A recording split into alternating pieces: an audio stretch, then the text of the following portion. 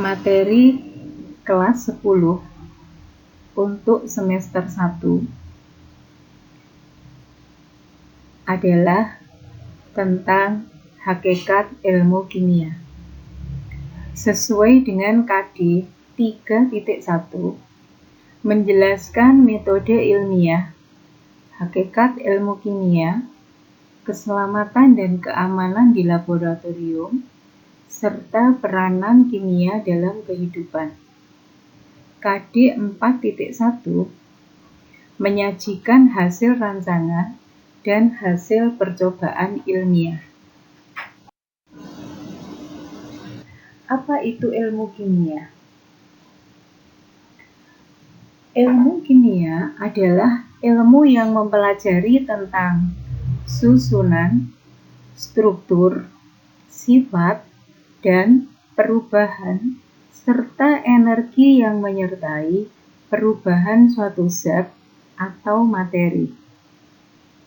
Zat atau materi adalah segala sesuatu yang memiliki massa dan memiliki ruang. Materi bisa berwujud gas, cair, atau padat. Pada materi sebelumnya, kalian sudah mempelajari tentang klasifikasi materi atau zat, di mana zat dikelompokkan menjadi zat tunggal dan zat majmuk. Zat tunggal dibedakan menjadi unsur dan senyawa, sedangkan zat majmuk dibedakan menjadi campuran yang homogen atau disebut larutan dan campuran yang bersifat hidrogen disebut sebagai suspensi.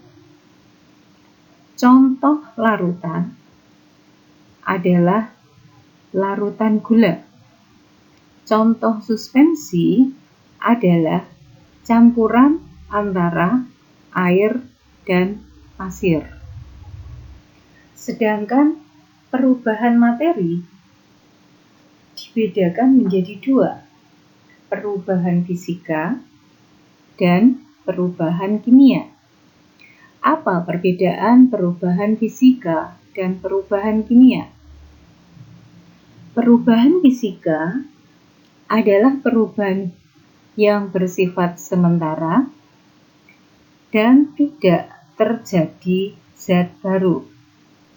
Sedangkan perubahan kimia adalah perubahan yang relatif tetap sifatnya dan terbentuk zat baru. Masih ingatkah kalian apa gejala yang menyertai terbentuknya zat baru pada perubahan kimia atau reaksi kimia? 1. Terjadinya endapan. 2. Terjadinya gas. 3. Terjadinya perubahan suhu. 4. Terjadinya perubahan warna. Itu adalah gejala yang menyertai perubahan kimia. Kalau kita bicara tentang ilmu kimia, itu tidak bisa berdiri sendiri.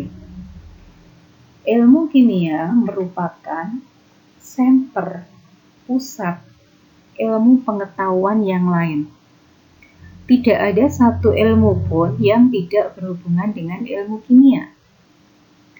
Misal, kimia fisika, ada kimia nuklir, ada biokimia, ada geokimia. Silahkan kalian nanti mencari contoh dalam kehidupan sehari-hari keterkaitan ilmu kimia dengan ilmu-ilmu yang lain. Sedangkan kimia sendiri sangat berperan dalam kehidupan. Misalnya, dalam bidang kesehatan dan kedokteran, kimia sangat terkait dengan